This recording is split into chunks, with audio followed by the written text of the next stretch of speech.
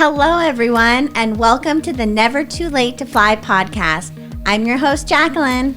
And I'm Kevin. Together, we're going to dive into different topics around weight loss, body image, relationships with food, and how to overcome life's everyday struggles and challenges so we can all live our best lives possible. Remember, it's never too late to fly. Welcome back to the podcast, everybody. This is episode 12, and we are going to be talking a little bit about food restriction and food restraint and kind of some topics and issues maybe that you've kind of come to realize after we've done a lot of research on trying to help you overcome this binge eating disorder that you're battling and fighting and overcoming currently. And I think, too, we wanted to, again, preface this by saying neither one of us are experts, neither one of us are doctors or anything like that. We're surely speaking out of the research that we've done and your experiences and our experiences with what you've kind of gone through with fighting these demons. Mm-hmm. So I think first we would like to start with saying, like, there's a difference between like food guidelines and strict diet rules and how that plays into creating this cycle of food restriction, food restraint, and then binge eating. Right. It's a very vicious cycle of the restrict, restrain, binge, and it keeps kind of going in a circle. And that's kind of where I found myself. And what I'm working on currently is overcoming that vicious cycle of not allowing myself to have something, constantly thinking about it and obsessing over it, telling myself not to have it, and then actually allowing myself to have it, not being able to stop, binging out on it, feeling negatively about it, feeling like I failed, like I did something wrong. So then I just keep eating more of that food because I don't know when I'm going to allow myself to have it again, when I'm going to do it again. I already feel like I'm doing something wrong. So then once I finish eating and finish like that binge, I go back to that cycle of I'm never eating it again. I'm never doing this again. And it's just that constant cycle. And that's kind of one of the main questions I get asked a lot is about my eating disorder, but what were some of the key things that I noticed in myself that I needed to get help or wanted to get help or decided to actually reach out for help because I felt like something was not right. And this is definitely one of the biggest issues or challenges I was facing, which is what made me realize I actually do need to reach out for help. And now, like Kevin had said, we're doing so much of our own research based on what my recovery is like, what my therapist is like, and finding out more information. And, you know, I'll preface it too, like, we're not therapists, we're not specialists in this. If you do find yourself struggling with some of these issues, we highly recommend, you know, seeking professional help and going to see maybe an eating disorder therapist, checking in with your doctor and getting the specific help that you might need. Because just like we said in our last podcast episode, is everyone's recovery is different. What everyone's challenged with and faced with and going through is different. And you might even realize you have a little bit of these tendencies and you're like, oh, that's an interesting way of thinking about it. And it might just be as simple as that. And it might not need medical attention or help as well. So we're not even saying that if you do struggle with these things, you do have an eating disorder or you should get help. But just kind of sharing, like Kevin had mentioned when we began, is sharing through my experience, what I've gone through, what's helping me. And it's really, once I realized I was in this vicious cycle, that's when I was kind of like, okay, I need some help because I couldn't get out of it. Right. And the more I kept going, the bigger it was getting and the more of an issue it was getting. And I just felt like I was spinning out of control and had no idea what to do to get out of this cycle because it is really difficult. Right. And so I think too, the beginning thing that after we've done all this research is there's a few things that lead to this restrict and restraint of food. And part of that is creating these hard rules regarding like when you're going to eat, what you're going to eat, and how you're going to eat. That could be saying, okay, I'm not going to have chocolate. I'm not going to have chips. I'm not going to have whatever that may be. Or it may be I have to stop eating at 7:00 at night. Right. Or I can't start eating until 5:00 in the afternoon. Right. And even that could be Sue saying, I'm not going to eat carbs. I'm not going to eat fat. And you stick by these hard, fast rules that this is just the way it is. There's no wiggle room. It's very black and white. And that like the psychological effects of doing that lead you back to that binging and restricting and restraint. And I think being aware of those things is key to breaking that cycle. Exactly. And it could even be like healthy food restrictions or rules. Like you think, oh, this is healthy that I'm doing this, is I'm going to cut out sugar because that's so unhealthy for you, or whatever it is. You could be doing it for reasons where you think it's going to benefit you or have health benefits. And I'll use what I did as an example is when I was 500 pounds, started my weight loss, I joined Jenny Craig. And a little bit about them is they have specific frozen food pretty much that you eat. Breakfast, lunch, dinner, snacks. They have bars, shakes, and then you incorporate fruits, vegetables, and healthy fats. So for me, right when I started, I completely went on like those food rules and said, I can only eat Jenny Craig food. I can't eat anything else. I have to stay strict to the menu, strict to the food. And even for me, the thought of eating off of that was like, that's so wrong. I can't do it. So even though I was 500 pounds, for my own health and well-being, I had to lose weight.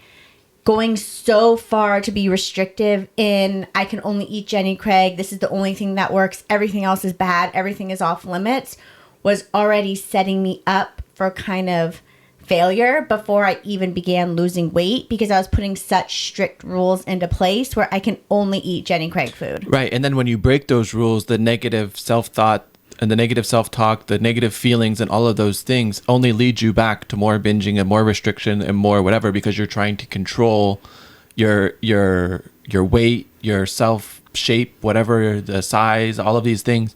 So you feel like you're in control when you're restricting, but then you're losing control when you binge. So then you counteract that binge with, again, more restriction. Right. And so that's exactly what it was, is I felt like, oh, I got this. I'm losing weight. I'm eating my food. This is going so well. But the moment I went off Jenny Craig food or ate something that wasn't even on plan, and it could have even been something healthy, but just going off plan, it was like, I'm failing. I did something wrong because I broke this rule. I broke this rule that I can only eat Jenny Craig food. So if that's my rule and that's the rule I set in place for this is how I'm going to lose weight or be healthy, then you feel like you failed and you've done something wrong. And so you have like that shame associated with food or eating something that's not on your food restriction or food rule. And then it just creates that unhealthy mindset. And for me, if I went off Jenny Craig because I was so restricted, I would completely start that binging cycle of eating maybe not just a handful of chips, but the whole bag of chips, because I was so restrictive and not allowed myself to have it. And so then I would eat the whole bag of chips, feel like crap, really feel bad about myself because A, I just didn't feel good after eating that much food and that much amount. And then 2, physically, I could not stop eating. And then 3, it was this, I failed, I'm a failure, I did something wrong, I let myself down. And it was that shame. And then right back to, I'm never doing this again. I'm only eating Jenny Craig food. I'm staying on this. And that was my vicious cycle for a really long time. Well, I think, too, it's important to say, we'll use the chips as an example here. I'm going to eat less chips, or I'm going to not eat chips. And then when you think, okay, I'm not going to eat chips, what's your brain going to do? It's going to focus on chips, and that's all you're going to think about, and that's all you're going to want, and that's all that's going, like, that leads you to thinking about chips constantly and then binging out on chips. Mm-hmm. The moment, there's something in it, like I talk to my therapist all the time, the moment you tell yourself you can't do something or you can't have something, your brain starts obsessing over that. And so, like Kevin said, example for chips, I'm a carbs girl. That's my thing was more chips, breads, carbs in excess amounts is where my downfall was, more than like sweets and stuff like that. But I think where it comes is I told myself it was only Jenny Craig food, even though they have chips and brownies and anything you could pretty much want on Jenny Craig. It would constantly be thinking about all the foods I couldn't have or the things I wasn't allowing myself to have.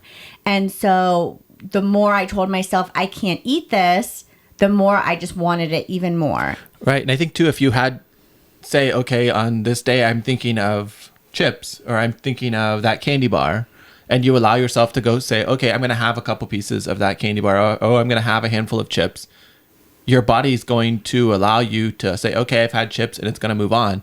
But when you don't allow yourself to have that normal amount, you constantly are thinking about it all day long. It's going to be very hard to stop yourself from eating that whole bag of whatever it is. Right. And a good example is if we had birthdays or holidays or like events, family events, friends over for dinner, and we had a barbecue and we had like chips and hot dogs or hamburgers, whatever it was, I would never allow myself to eat that food. It wasn't Jenny Craig, so in my mind, it was bad at that time. And so Cheetos used to be my downfall. Like that used to be my go-to food for comfort, for anything I was struggling with. Cheetos, a bag of Cheetos, hot Cheetos, normal Cheetos, whatever it was my downfall. So when I was on Jenny Craig, I was kind of changing up food, you know, doing what I needed to do, what I thought I needed to do to lose weight. And then if I went to my parents' house, let's say for a barbecue, and there were Cheetos there, it was like a big red flag, like the X going, like you can't have it, it's bad, it's dangerous. If I think I would have allowed myself, let's just have a handful of Cheetos, I really want that, and move on, it would have been a lot easier for me than saying, no, that's bad. And then for weeks, constantly just thinking about it, to a point of then I would go to the store, get the whole bag, and eat the whole bag because I couldn't stop thinking of it, was obsessing over it, was dreaming about it, thinking about it, having this push and pull of you shouldn't be eating this, but I really want it, but you can't have it, but you should be, you know? And so it was just adding more damage to if I just said, I'm going to have this normal amount of Cheetos, a handful of Cheetos, and move on with my day. And like Kevin said, it's changing your mindset of I'm going to never have it and not eat it, or I'm going to eat a little bit of it or less of it and not eat the whole bag, but still allow myself to have some of it. It can't just be like all or nothing, because that's what leads to that unhealthy mindset of having to binge once you've restricted it. Right. And I think too, there's another kind of flip side to that too, of you're still not allowing yourself to eat those Cheetos, but instead you're going to eat something else in its place, whether that's dinner rolls, hot dogs, whatever it is that you say, okay, I'm not going to eat those Cheetos, but then you're overeating on something else to compensate for that negative energy that you have regarding those Cheetos. And this was definitely something I struggled with. And it wasn't until actually very recently that I figured out this was going on, is if you are struggling with like a binge eating disorder, it doesn't matter even if you're binging on healthy food, you're still binging out on food in excess amounts to compensate for something else. For me, if I was really hungry and really wanted those Cheetos and wasn't allowing myself to have it, I would eat excessive amounts of carrots and bell peppers with hot sauce. Or apples. And I would sit there and just, because on Jenny Craig, you could have unlimited amounts of bell peppers and carrots. That was like, it was called like a free food. Like it was unlimited. Like you could just eat it. So I would literally sit there, and in my mind, all I was thinking about was Cheetos, but I would be excessively eating carrots and bell peppers to try to fill that void of what I really wanted, not knowing that that was also causing harm, or that was also binge eating. I was also binge eating on those foods to try to cover up the foods that I shouldn't be eating. Right. And I think too, like the more research we've done, we've come to find out that there's physical things that are caused by restriction, and there's also mental things that are caused by restriction. And I think too, those like physically, when you restrict yourself from eating whatever it is, again, whether it's carbs, whether it's fat, whether it's chocolate, whether it's Cheetos, chips, whatever that may be, your body physically becomes hungry for those foods. And so like you can't ignore that urge or that hunger, because that's, again, when you're going to create, like, your body's physically going to do something else in order to get what it wants. And I think too, like when you feed that hunger, it makes that urge go away and you can stop. But when you restrict and you don't allow yourself to eat those things, it's hard to stop once you start. Like it's opening that floodgate, and it's just like there's no holding you back. And that's definitely something I've learned recently. So it took me years to kind of figure this out And for me personally, it took me talking to a therapist and really being honest with myself, my struggles, and with her what was going on. Because for me, it was easy to pretend these weren't issues or these weren't challenges or that these were normal things that everyone dealt with. And knowing, because I am trying to lose weight, you're not supposed to eat Cheetos, or you're not supposed to do this, because I was following all these different rules of what I should or shouldn't be doing. And it wasn't until recently I found out how harmful that this actually was and tried to kind of fix that way of thinking. Well, it's just those hard rules that create this psychological and physical cycle, because you start with dieting to control your weight or to control your size or control your shape. And then at that point, you become preoccupied with those rules that you've set, whether you say, okay, I'm not going to allow myself to eat carbs, whether I'm not going to allow myself to eat chips, whether I'm not going to allow myself to eat cookies. And then at that point, you've got that mental, that nutritional deprivation, and your body's going to crave it. And then you've also got that physical hunger for it, that your body needs whatever it is that you've eliminated by following those hard rules. Then you break those rules by a binge. And then you're going to be critical of yourself and have those negative thoughts, that negative talk, that whatever. You've got that all or nothing mentality going on, which again, at that point, you fall back into that binge, and it again cycles over. So you create the strict rules to you eliminate that food again. To eliminate those foods, to eliminate those things, and to punish yourself for what you've done. Because you broke those rules. Because you broke those rules. So if you allow yourself to have a normal amount and then move on to something different, you can break that negative cycle of that whole binge and restriction cycle if you just allow yourself to have that normal amount and move on. And that's why I think it's so important to go back to not classifying foods as good or bad, not classifying foods as off limits or on limits, or I'm allowed to eat this, I'm not allowed to eat this, I have to stop eating at this time, I can only start eating at this time. It's kind of eliminating those strict rules. And sure, it's going to be different for everyone if your body functions better or medically you need to do certain things for yourself. But when we're specifically talking about like weight loss or, changing the relationship we have with food, I think those rules we set on ourselves are so important to kind of break away from, because that's what's adding to that negative mind space and that negative place around food. And again, thinking when you go off of your food, like for me, if I went off Jenny Craig, I was breaking my rules and doing something negative. Then I thought negatively about myself. I thought negatively about the food I was eating. And then I felt negatively about me eating that food. And then I went completely the other way to punish myself and to restrict it and have it be off limits again.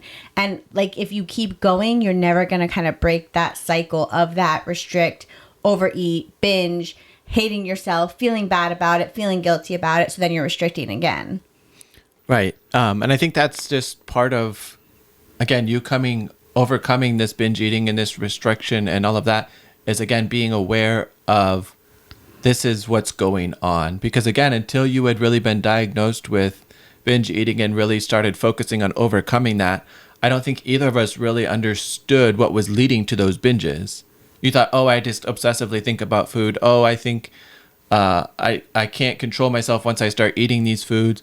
But you didn't really understand like that big deep down why those things were happening. Right. The only thing I realized what was happening is I could not stop eating once I started. I could only limit myself from not eating those things for a certain amount of time before I completely just gave in and I had to have it. And it was not only like, oh, I'm having this craving. It was like physically, mentally, like I had to have it. And then once I had it, it triggered that binge, and that's when it couldn't stop.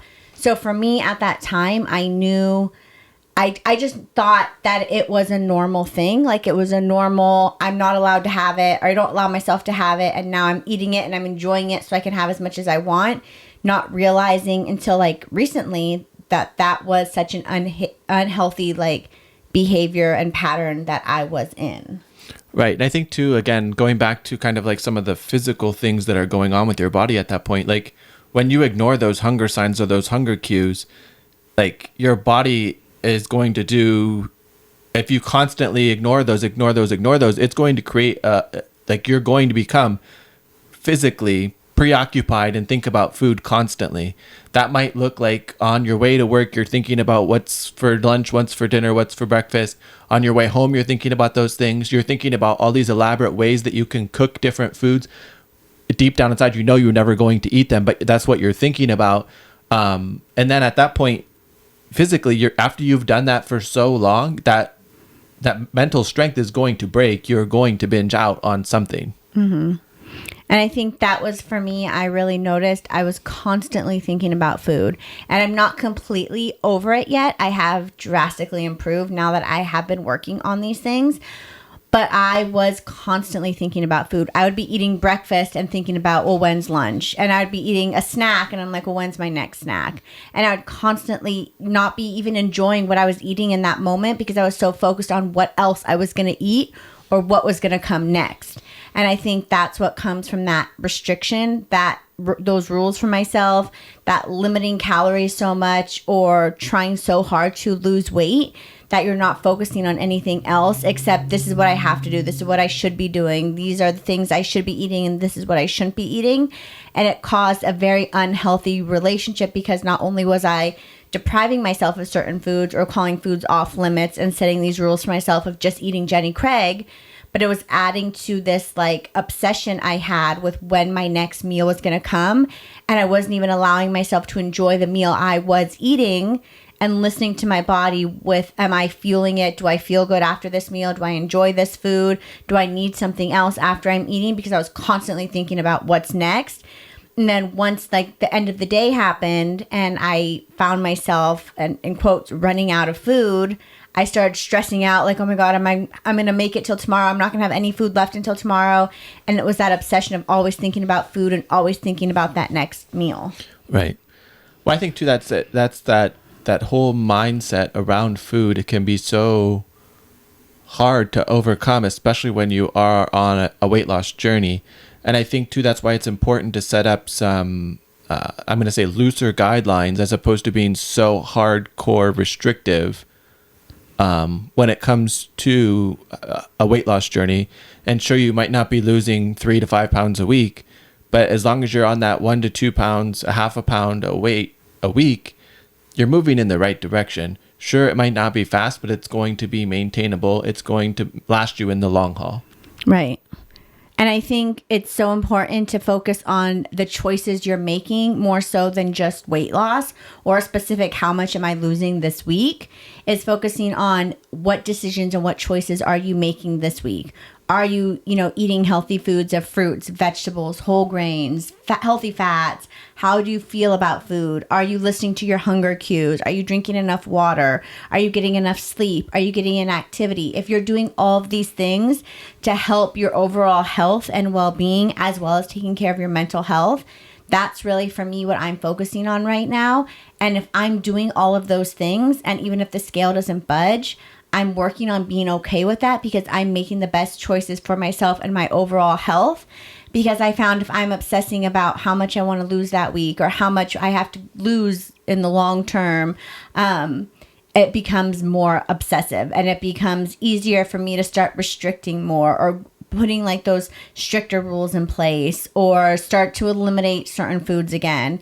And I find if I just try to focus on my overall health and how I'm feeling and how I view food and how I'm responding to it and how I'm treating myself with love and kindness, even if I'm trying to lose weight, but not making that the main goal or the main focus of what I'm doing, I find it's so much easier to be proud of yourself for what you're doing and not just basing it on how much weight you lose or not focusing on how much overall I still have to lose. It's all encompassing at that point. You're not focused on, okay, I need to do more exercise. I need to eat less. I need to that can be overwhelming and create a very negative mind space and put you physically in a negative space by being so obsessive about all of those things. By focusing on your overall health, it's easier to implement all of them at once and be in a positive place where you can keep making progress because there's not those physical things that are holding you back or those mental things that are holding you back because you've put those hard, fast rules in place that are going to and ultimately set you up for failure. Right. And I think this time with this weight loss, this journey I'm on right now, I have mentioned I am back on Jenny Craig, but it feels different this time because I don't have specific rules in place. I don't have specific, I have to lose this much this week. I can only eat Jenny Craig food. I'm only focused on the scale and how much I'm losing. I have to be doing an hour of cardio every day like it was before. And it's realizing the old patterns and ways that weren't working and changing it this time around. Or And listening to your body and saying, okay, I'm physically grossed out by trying to eat this meal for dinner, and you'll eat something different instead that makes you feel good, makes you mentally feel good. Or listening to your body and saying, okay, I'm really sore today. This workout is what I had planned, but because of my soreness, I'm going to do something different instead. And that's okay. And you've come to be okay with that because of the positivity that comes from working towards health instead of focusing solely on, okay, I need to do X, Y, and Z to lose weight. right, because when you're just focusing on weight loss, that's when those obsessive patterns can come. Or when you're just focusing on how's my body look, is my butt too big, or my legs too big, how's my face look? And when you're focusing on all these things, it's easy to fall into that pattern of doing unhealthy things and having an unhealthy relationship with your mind, your body, with food. And I think the biggest thing that's helping me right now is just being aware of the choices I'm making. Why am I making these choices? Why am I struggling today? Why is it today that when I'm standing on the scale, I'm hating myself and my body? What's actually going on? And tuning in more towards how I'm feeling and what's going on, and not focusing on, oh my gosh, the scale went up. Now I hate myself. Now I have to eliminate food. Now I'm going to go to these crazy measures to try to do binge and, or restrict and not eat. But focusing on why do I feel this way right now and what do I need to do to feel better? And it has nothing to do with food. It has nothing to do with the foods I'm eliminating or not having. And it's actually digging down deep and finding out what else is going on. What do I need?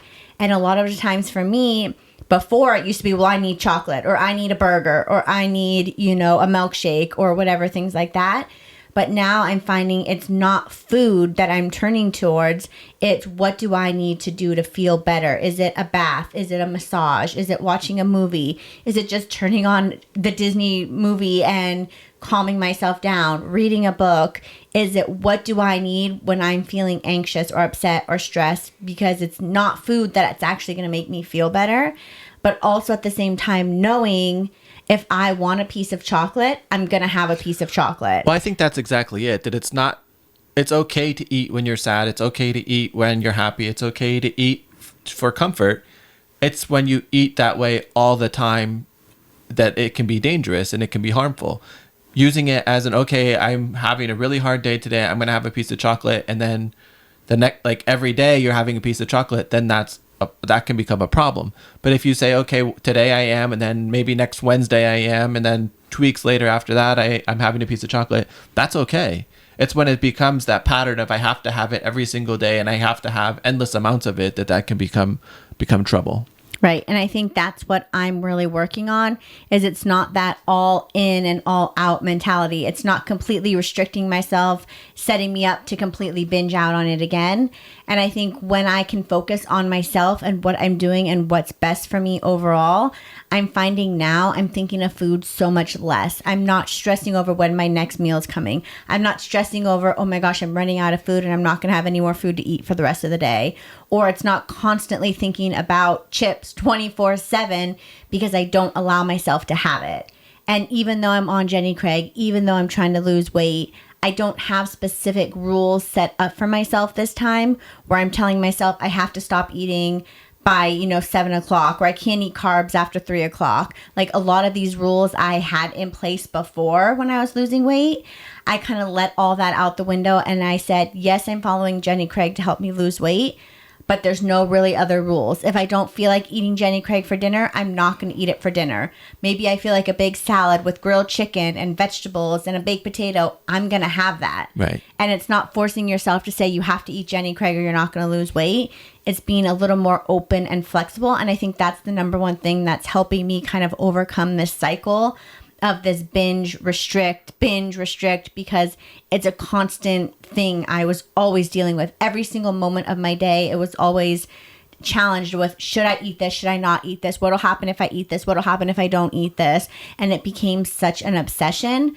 But I feel like now, once I kind of threw all those rules out the window, I'm aware of it, I'm working on it, and I'm not allowing myself to say, this food's good, this food's bad, you shouldn't eat this, you should eat this, and being a little more flexible and thinking about, what do I need to do in this moment? What do I feel like eating in this moment? Why do I feel like eating?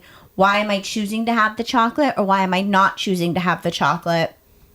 And it's really kind of helped overcome this negative way of thinking, and this kind of like, it kind of felt like I was in like a hamster wheel, like spinning around all the time, and I couldn't get on, I couldn't get back off. Like there was nothing I could do, and I was like looking for help, but I just kept spinning in a circle because nothing was working. But I feel like now I feel like it stopped, and I'm somewhat still treading, if that makes sense, because I'm still not fully recovered. But I think too, you've gone to the point where you've gotten able to listen to those hunger cues and listen to that, I'm not going to say obsession, but that preoccupation, and to feed it a little bit, as opposed to keeping it at bay and holding it off, where you can only hold that off for so long, and then that's going to break down and you're going to binge out. You've become a lot better at listening to those hunger cues and listening to that preoccupation and feeding it, because the sooner you feed it, the sooner it can go away. Right. And that's one of the things I've been talking to my therapist about. She gave me this analogy that I'll share with you. She said, say you want that piece of chocolate. You don't allow yourself to have that piece of chocolate. So you like I don't remember if she said you pile it on your head, put it, whatever. You keep piling it on because you keep thinking about it. The more you keep thinking about it, the more it's like covering you up, and it's like filling your whole world, your space, your body with only this thought of eating this chocolate. Eventually it's going to become so heavy you can't hold it up anymore, and you're going to collapse, and then you're going to start binging and eating all the chocolate that you weren't allowing yourself to eat before. And so that really kind of opened my mind to what she had said, because I never thought about it like that. It's every thought, you were just adding more weight and more stress and more like anxiety around that food, and you weren't allowing yourself to eat it, and it just became heavier and heavier and heavier, where you couldn't help but not think about it because it was so heavy, and you were carrying around this thought, this feeling, this, I can't eat chocolate, but that's all I want, but I can't eat it because it'll make me fat, and if it makes me fat, I'm gonna feel bad about myself, and it's not Jenny Craig, so I can't eat it because it's bad, and it's after 9 o'clock, and it's too much. Like all those things start happening, and you start spiraling out of control. Eventually you're going to collapse and not be able to do it anymore. And that binge cycle is going to take over, and you're going to lose all control. Like there's not going to be any control left. Instead of thinking, you know what, I'm having this piece of chocolate, you eat it and you continue to move forward without eating this piece of chocolate, feeling guilty about it, eating 10 more pieces of chocolate, plus the bag of chips, plus 5 hot dogs, plus and adding to. You eat the piece of chocolate and you keep moving forward. And that's what recovery is. It's realizing this food is not bad. This food is not off limits. And also being able to control the amounts you're eating, because it's not chocolate that's bad. It's the obsession over chocolate. It's the amount of chocolate. It's how you can't stop thinking about chocolate. It's how you feel about yourself after you eat chocolate. Chocolate's not the problem. Chocolate's not a bad food. It's that constant obsession about it that can make it very harmful and very dangerous, whatever it is. Followed by that binge that follows. Right. No, I think that's exactly it. You've gotten to a very positive place of being able to think about all of these topics that we kind of touched on today, of the mental aspects and the physical aspects of food restriction and food rules, and the black and white and like all in or all out mentality, and how that whole cycle kind of feeds itself. You've become much more aware of that, and by being aware of that, you've been able to kind of to allow yourself to have that a little more freedom to feed those cravings. I'm not even cravings, just those thoughts and those feelings. Because it could even not be something you're craving. It's just something you see someone else eating it, and you're like, I want that too, but I can't. And then it becomes an obsession. Like sometimes even it was foods that I didn't even like or want. Like, this might be crazy and I'll share it, but I don't like pie. But every time I would see someone eating pie, I would become obsessed with pie. Like, oh my God, I have to have it. Even though I don't like it. Like, there's no way in a normal day I'd be like, you know what sounds good is a slice of pie. Like, that would never happen because I don't like it. But if I see someone have it, it was something that triggered in my brain, like, you're not allowed to eat that. So now all I'm going to do is think about that. So it could not even be like a craving or a thing that it's your favorite food and now you're eliminating it. I found it's anything that you try to eliminate. If you have this kind of mindset of this is off limits, I can't eat it, it can become an obsession. And that's where it can become dangerous. Like you said, it's not just you have to have like the craving for it. It's the moment you tell yourself you can't do something that or can't have something, that's when it becomes hard. Right. And I think the moment we're aware of this, and even though I'm still working on it and I haven't completely overcome this fear of kind of eating different foods or the amount or trusting myself to not binge out on certain foods, it's all something I'm still working on. But I think it's been so helpful just being aware, because being aware of it has helped me feel more in control and that I actually can recover from it. Because it's not just like this, I'm spinning out of control and I have no idea what's going on. It's, yeah, I might feel like I'm a little bit spinning out of control, but I'm aware of what's going on and I'm aware that I'm working on stopping this way of thinking. And that's easier for me to kind of calm down from it and kind of take a deep breath and be like, okay, what do I need in this moment to kind of help me? Where before I was just all over the place and I had no idea what was going on, no idea how to help myself, no idea how to overcome it or recover from it. And I think just being aware has tremendously helped me. Right. And so I think this whole topic of restrictive eating, binge eating, feeling emotional and upset about it, and then restricting again is one of the number one things I get asked about. So like I said, this is going to be different for everyone. Recovery is different for everyone. But I hope this kind of gives a little bit of insight as to why I preach and talk about all the time about how for me, I feel like when we call certain foods bad or off limits, that it can be damaging or harmful, or why for me, I'm not one who's completely restricting certain foods or calling certain foods bad or telling myself, you know, I can't eat this or that, or try to follow specific, more strict diet plans. Because for me, mentally, with what I struggle with, that's not helpful to me in terms of recovery and how I think of food and how I think of my body. So if you are someone who is on the keto diet and loves it and it works for you, totally great. I'm totally happy for you. If you're someone who works well with not eating fats, then that's your choice. And I'm happy you found something that works for you. For me, that whole restrict and telling myself foods are off limits and I can't eat this has just added to my unhealthy relationship with my body, with food, and with that obsession of the restrict and binge. So for me, I'm totally a believer in having everything in moderation, being aware of the choices that you're making and not having certain foods off limits or saying certain foods are bad. And again, that's going to be different for everyone. Everyone has the right to their own opinion, what works for them, what works for their body. And if you are someone who is struggling maybe with this restrictive mentality or the binge eating mentality or this constant obsession of food and what you should and shouldn't eat and punishing yourself, I would highly recommend talking to your doctor, talking to a registered dietitian, an eating disorder specialist, someone who's going to actually specifically help you and your needs.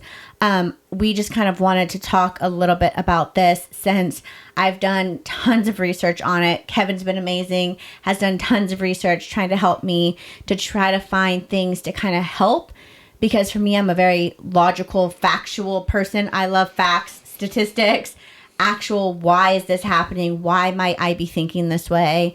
And if I can kind of be like, okay, this is what's happening. This is what I'm struggling with. Okay, I got this. And it's easier for me to kind of say, you know what? It's not easy to admit I have an eating disorder. It's not easy to talk about I have this obsession with food and this constant restrict and binge. It's not easy for me. And recovery is definitely not easy to overcome. But as long as I'm aware of it, I know how I can overcome it then. Because if we can never admit it or talk about what we're challenged with or what our struggles are, we can never overcome it or fix it if we keep pretending it's not there. So it would have been easy for me to pretend I'm not a binge eater. I don't have an eating disorder. I have a great relationship with food and with my body. That's only adding to the struggles I'm having. And it's so important for me to not only lose weight, but recover from my eating disorder, recover from this restrict and binge cycle that I'm in, and share kind of tips that are helping me along the way to kind of hopefully help all of us have a better relationship with our bodies, a better relationship with food, so we can live our best life possible. And just have better overall health. Right. In every aspect, in every way. Right. And I think with that, we'd like to say thank you for listening to this episode. And we really, truly appreciate everyone who's gone on and left us a positive or negative review. But especially those ones who've left reviews that really, truly appreciate what we're talking about and bringing to light. It really means so much that you guys are sharing how much this podcast means to you guys. Right. It definitely means a lot to us to hear how much these topics, having us talk about them, even if they're controversial, even though they may be topics other people don't want to talk about or hard topics to discuss, knowing how much of a positive impact it's having and how much it's helping you truly does mean a lot to us. And that's why we ultimately decided to do this anyways, is, we're not experts, we're not therapists, we're not doctors. But with me, being someone who's struggled with my body, with weight for so long, and having Kevin, who's been there with me, like every step of the way, going through, weighing 500 pounds to losing weight, to gaining weight, to eating disorder recovery, just sharing the information we've learned and gone through and experienced with you guys. So we really appreciate, the comments, the positive feedback, and just your support as we embark on this journey of, doing our podcast. So. Right. Like, it's hard to believe that now we've done this. We're 12 episodes in. We've been doing it once a week now for 3 months, which is crazy to think. Like, that's how far we've come already. So thank you again for listening, watching on YouTube, if that's where you're consuming us. And we would also appreciate if you would take the time, if you haven't, to rate, review, and subscribe wherever it is that you consume podcasts. Right. We would really appreciate it. So... without further ado, I think we'd like to say thank you for listening and watching. Yeah. And remember, it's never too late to fly.